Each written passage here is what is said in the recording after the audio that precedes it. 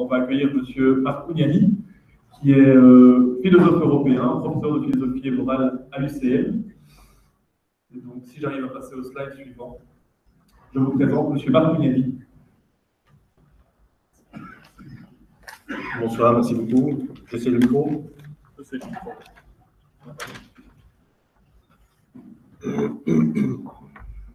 Donc, merci de m'avoir invité et de me donner l'occasion de m'exprimer sur ces questions difficiles.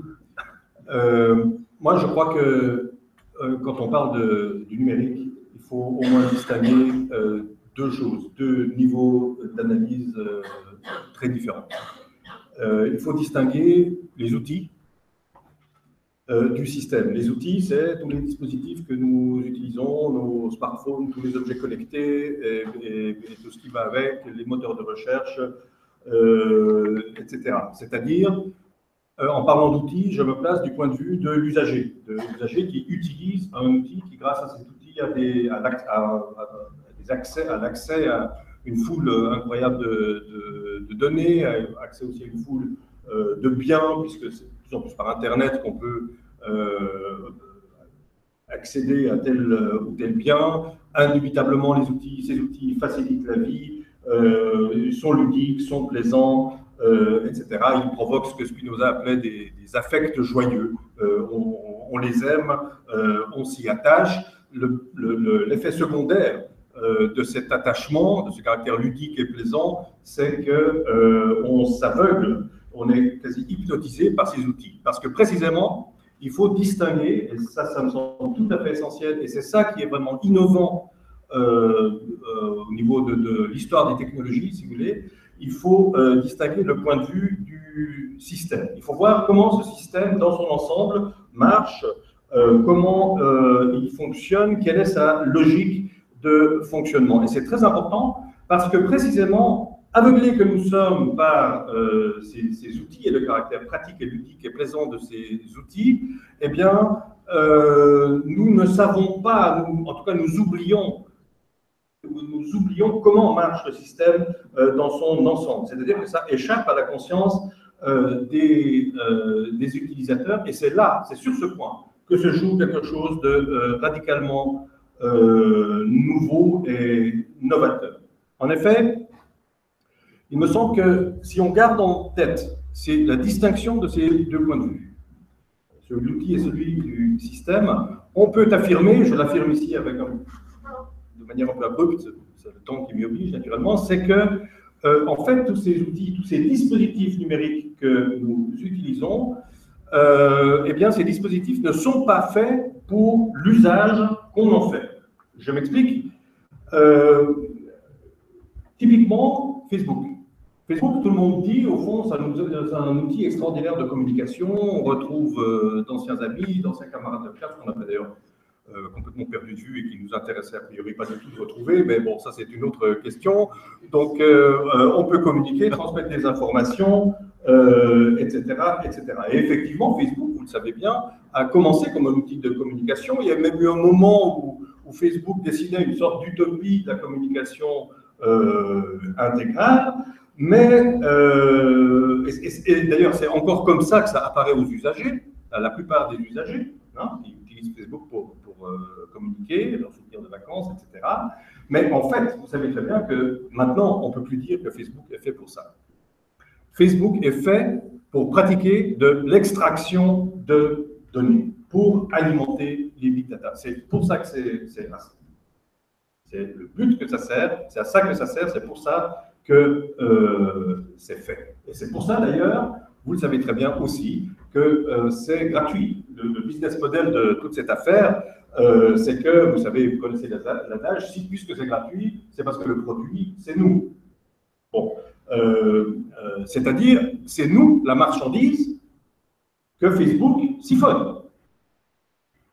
Facebook siphonne littéralement nos données, et c'est gratuit parce que, précisément, nous leur donnons gratuitement ce dont ils ont besoin, c'est-à-dire de nos données. Et en plus, on le fait volontiers, on le fait sans trop y penser, parce qu'en réalité, les données que l'on donne, que l'on laisse, toutes les traces que l'on laisse sur Internet paraissent insignifiantes, bénignes. On consent, en fait, on consent à tout ça quasiment par défaut. C'est l'histoire de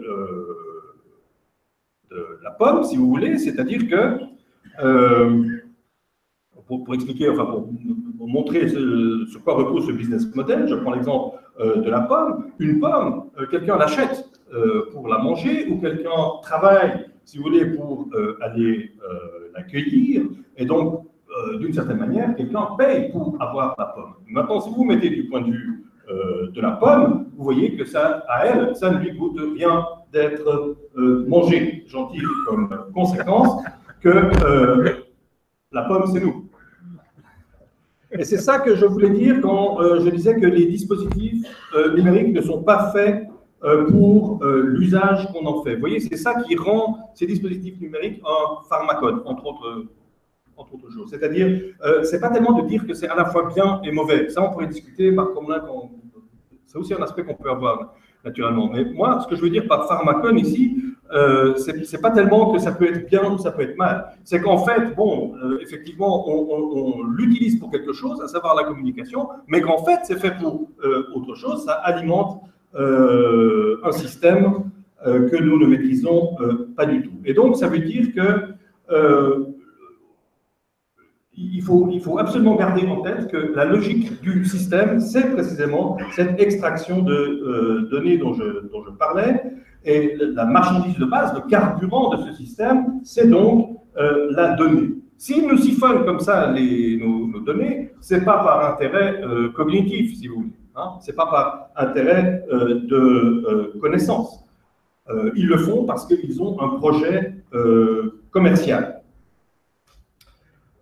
Qui est un projet de gestion et d'exploitation des données qui, comme vous le savez très bien, est aux mains des GAFA ou des GAFAM, Google, Amazon, Facebook, Apple, Microsoft, qui sont évidemment des entreprises hautement commerciales. Mais il ne suffit pas de dire qu'elles sont hautement commerciales, il faut bien voir ce que ça veut dire qu'elles sont hautement commerciales. Hautement commerciale veut dire qu'elles ne visent pas le bien commun, elles ne visent pas le bien de l'humanité, elles visent leur profit. Et le bien des utilisateurs qu'on en retire, parce que, donc, j'insiste encore une fois, ce sont des outils plaisants, agréables à utiliser, utiles, naturellement, mais ce bien des utilisateurs que nous éprouvons tous les jours n'est pour eux que le moyen, et pas le but, n'est que le moyen d'extraire des données pour faire des profils, comme vous savez, de plus en plus précis. Les dirigeants de Google, Sergey Brin et Larry Page répètent sans cesse ce mantra de Google dès qu'ils le peuvent. Il dit Google veut organiser toute l'information. Ils ne disent pas du monde, ils ne disent pas de l'humanité, ils disent veut organiser toute l'information de l'univers, du cosmos. Et donc, restons-en pour l'instant juste en ce qui concerne l'homme, si vous voulez, plutôt que le cosmos. Vers quoi tend tout cela? Là aussi, je dois être un peu rapide, naturellement. Vers quoi tend tout cela? Vers quoi tend cette gestion algorithmique des données? Eh bien, précisément à créer une forme qu'on appelle maintenant de vie algorithmique. C'est ce vers quoi tend tout le système. C'est-à-dire, et ça par une gestion automatique des données. Personne ne peut gérer ces données. Sur Facebook, il y a 3,5 millions de photos par jour, je ne sais plus. Personne ne peut gérer tout ça. Il n'y a aucun humain, sinon ça dépasse les capacités évidemment humaines. Et donc, on automatise la gestion des données. Tout ça se fait par algorithme, bien sûr, et ceci pour orienter nos comportements, inciter, discipliner nos comportements et automatiser le plus possible, par exemple, nos gestes d'achat, ce qu'ils font par l'intermédiaire des cookies, comme vous le savez très bien, qui tracent en fait nos habitudes, notre passé, et qui nous incitent de plus en plus rapidement et augmenter encore, c'est décuplé par la géolocalisation, parce que dès que vous êtes quelque part, il est capable de vous signaler que là, à 30 mètres à gauche, vous avez une paire de bottes qui peut est susceptible de vous plaire. Ils veulent aussi, si vous voulez, c'est pas seulement la consommation. il y a une manière de capter notre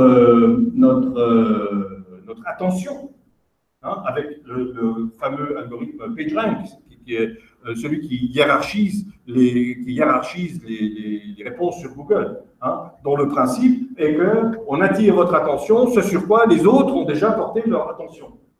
D'accord? Et donc, ça s'auto-alimente d'une certaine manière, ce qui est évidemment une forme de grégarisation. Attention, dans ce système ici de marchandises, en l'occurrence ce système capitaliste, l'attention est une denrée extrêmement précieuse. Elle a d'ailleurs donné lieu à une nouvelle forme d'économie, l'économie de l'attention, où on essaie de montrer comment, au fond, c'est l'attention qu'il s'agit de capter. Comme le disait Lelay, le patron de TF1 à l'époque, il s'agit de capter ou de mettre à disposition du temps de cerveau disponible. Hein, ben, le temps de cerveau disponible, c'est précisément l'attention. Bon, donc il y a une manière de canaliser, de focaliser notre attention qui est évidemment extrêmement présente. Et par tout cela, il s'agit de nous mettre sur leur rail, c'est-à-dire sur les rails des GAFAM. Hein, sur leur rail, et donc de canaliser ainsi notre attention. Et donc, tout cela veut dire...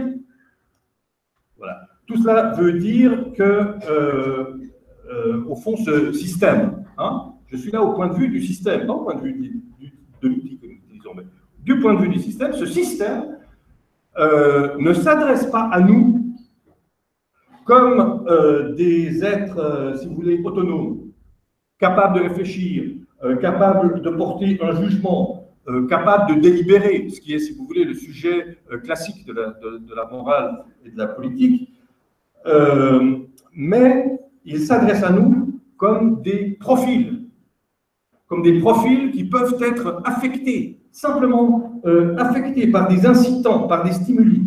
Et donc, nous sommes considérés par le système comme des machines désirantes ou comme des machines à désirer dont on peut stimuler le désir. Par conséquent, ce système, en quelque sorte, contourne notre autonomie, contourne notre réflexivité, notre capacité de réflexivité ou de réflexion, notre capacité de jugement. Il la contourne sans la nier, donc il la laisse intacte. Je ne dis pas qu'il la détruit, mais il la contourne. Il s'adresse à nous autrement. Il s'adresse à nous sur ce mode de quelqu'un qui peut être affecté. Et il me semble que tout ceci dessine au fond, in fine, si on extrapole naturellement, donc tendanciellement, dessine l'horizon d'une société automatique, c'est-à-dire d'une société d'humains rendus automatiques, d'humains dont on veut de plus en plus qu'ils cliquent le plus rapidement possible, c'est-à-dire qu'on veut susciter un achat, susciter l'intérêt, etc., le plus rapidement possible pour éliminer l'activité de jugement d'autonomie que nous pouvons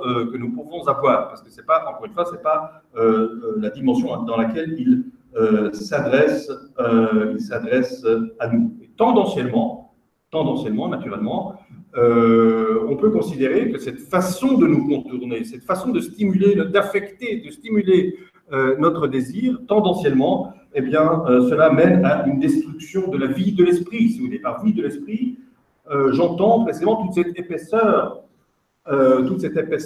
y compris dans le désir d'ailleurs. Désirer quelque chose ou désirer quelqu'un, c'est prendre quand même du temps, c'est prendre le risque de se tromper, d'errer, de chercher. Vous voyez, il y a toute une épaisseur de l'esprit, en quelque sorte, une épaisseur noétique, une épaisseur de l'esprit qui fait que le désir n'est pas juste quelque chose sur lequel je clique. Enfin, on ne peut pas assimiler le désir à un clic.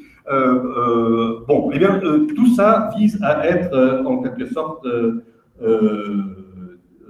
détruit. J'ai noté tout à l'heure que Marc Cromlin parlait du long détour de la pensée. Hein, ben, précisément, c'est ce long détour de la pensée qui est en quelque sorte sapé. Et le point, c'est que ici, le système, en quelque sorte, dont je parle, ce système d'abord nous échappe. Hein, j'ai dit qu'il échappait à la conscience des acteurs. Le système nous échappe, nous siphonne et nous façonne.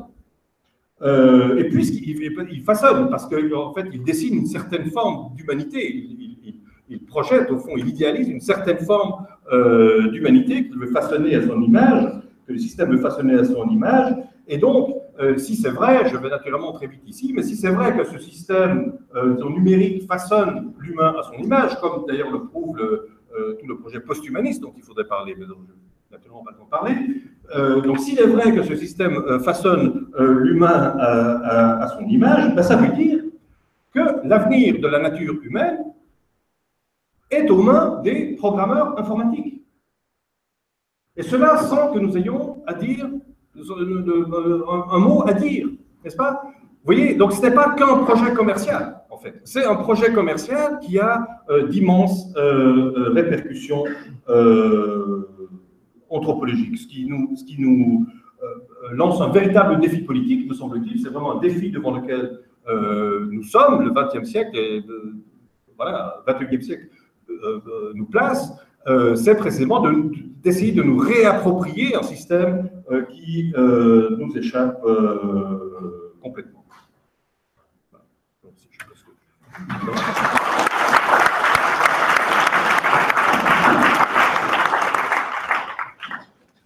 Voilà, merci beaucoup en tout cas, M. Lévy, pour cet exposé. Il y a 2 ou 3 questions qui sont revenues sur le Kibet concernant la façon dont on veut être reconnu.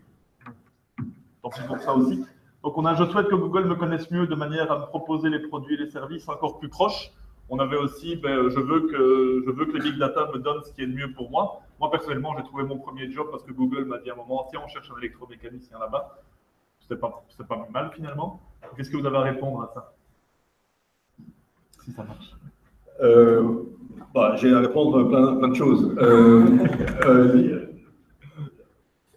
Encore une fois, donc il faut distinguer les 2 choses. Hein, les outils et tout ce qu'ils apportent de positif. Donc il ne s'agit pas de dire, il ne s'agit pas d'être technophobe, si vous voulez. Il ne s'agit pas de dire la technique c'est mauvais parce qu'elle nous met dans le mur, etc. Le défi qui nous est lancé, à mon avis, c'est un défi politique, de se réapproprier ce projet. Ce n'est pas normal que la vie numérique, cette vie algorithmée, au fond, soit si présente, nous colle tant à la peau et qu'elle soit aux mains d'entreprises privées.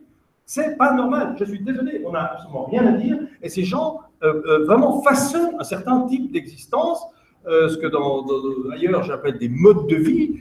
Ils nous façonnent littéralement. Et donc il y a là un projet anthropologique. Ceci doit être dit, répété, avant qu'il ne soit trop tard. Mais c'est pas la technique elle-même, c'est pas le numérique, la numérisation elle-même qui est évidemment en question. Donc, quand on pose ce type de questions, eh bien, évidemment, on met en avant les aspects positifs. Mais je pourrais en citer encore plein d'autres. Là, c'est un idéal, si vous voulez, de consommateur. Là. Alors, bon, d'accord, notre vie de consommateur a été extraordinairement améliorée ou enrichie ou démultipliée, pluralisée, tout ce que vous voulez, par le numérique. C'est pas la question. Moi, j'essaye de montrer qu'au fond, ce qu'il faut voir, c'est ce que tout cela, ce genre d'avantages avec lesquels ils nous harponnent, ils nous hameçonnent avec ça, parce que c'est bien, parce que ça marche bien. Si ça ne marchait pas bien, on n'en parlerait plus parce qu'on n'utiliserait pas. Donc ça marche bien, et ce projet sert un autre projet, qui est ce projet du système, si vous voulez. Je l'appelle comme ça, pour bien faire comprendre simplement qu'il échappe à notre conscience.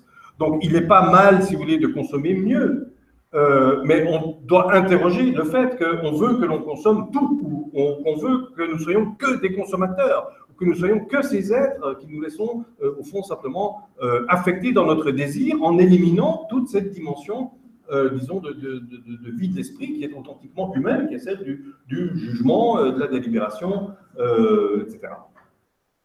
Okay. Il y a pas mal de points de vue qui reviennent justement sur le fait que la vie de consommateur, on dit ici, si c'est pour avoir des pubs, autant que ce soit des pubs qui m'intéressent. Donc il y a quand même beaucoup de choses qui vont dans ce sens-là. Vous dites qu'a priori, ce n'est pas notre projet, c'est le leur. La question que moi j'aurais envie de vous poser, vraiment, c'est comment est-ce qu'on fait, nous, là, ici, pour se réapproprier alors, ce projet-là. Ah bon, ça, attendez. En une minute. Là, il faut me réinviter dans 2 mois, et puis tout seul, hein, parce que j'ai beaucoup à dire là-dessus. Il n'y a pas que l'attention qui est une denrée rare, c'est le temps aussi. Non, bon, ça, c'est un tout autre problème. Donc, que faire? Que faire, c'est très difficile. Vous voyez, moi, je pense qu'il y a des solutions qui sont possibles. Par exemple, une solution, je dirais, institutionnelle au sens large. Il y a quelques années, un philosophe américain voulait une ONU des biotechnologies, parce qu'il trouvait qu'il pensait que les biotechnologies, au fond, innovaient tellement et ouvraient tellement de perspectives qu'il fallait absolument délibérer sur l'usage qu'on en fait. Bon, je n'ai pas trouvé ça idiot. Je trouve qu'une ONU du numérique, ce serait sans doute un peu compliqué. Ce n'est pas l'image que personnellement je souhaiterais, mais quelque chose qui nous permette, peut-être grâce au numérique d'ailleurs, de discuter, de délibérer sur la place publique. Ce serait une solution. Mais faire par exemple des états généraux du numérique, moi je pense que ce n'est pas absurde, d'ici 2020, disons, de faire des états généraux du numérique pour voir qu'est-ce qu'on peut faire, qu'est-ce qu'on ne peut pas faire. Il y a des solutions alternatives qui existent. Il n'y a aucune raison que Internet soit par exemple privatisé comme il l'est. Ça, c'est une situation de fait qui a été due à une décision de Bill Clinton en 1993, qui a signé un décret qui permettait de faire du commerce sur Internet, etc. Il n'y a aucune fatalité, il n'y a aucune nécessité.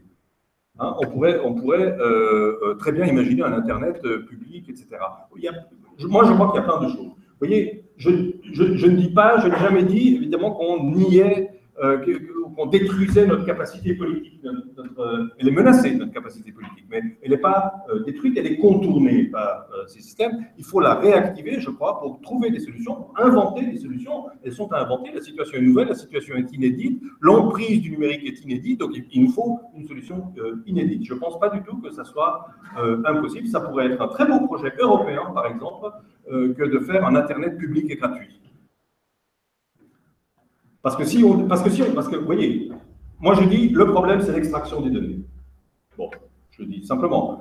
C'est vraiment, c'est le nœud du système. Bon, alors si tout d'un coup les Européens disaient, écoutez, à Google, écoutez, on veut plus, vous pouvez plus pratiquer l'extraction de données. Ils diraient, ok, d'accord, c'est très bien, mais on va rendre tous nos services payants. Au moindre clic, vous payez, vous ne pouvez plus aller sur le moteur de recherche, etc. Ben, l'Europe pourrait rétorquer, écoutez, vous faites ce que vous voulez, nous, on va faire la même chose. Public et gratuit. Ce serait un beau projet européen, non? Moi, je pense qu'il y a un avenir politique pour ce genre de choses. Et en tout cas, ce que je pense aussi, mais bon, je ne vais pas vraiment monopoliser, je pense aussi que les attitudes individuelles sont totalement impuissantes et inopérantes. C'est-à-dire renoncer à un smartphone, par exemple, ou renoncer à ceci ou à cela, vous voyez, ça ne sert à rien. Si vous voulez, le système est tellement développé, les attentes que le système développe à l'égard des attentes de consommation, etc., sont tellement générales, tellement généralisées, que les attitudes personnelles ne peuvent venir. Donc il n'y a qu'une solution institutionnelle, en fait, qui est capable d'organiser un agir commun qui peut répondre à la hauteur de ce défi politique.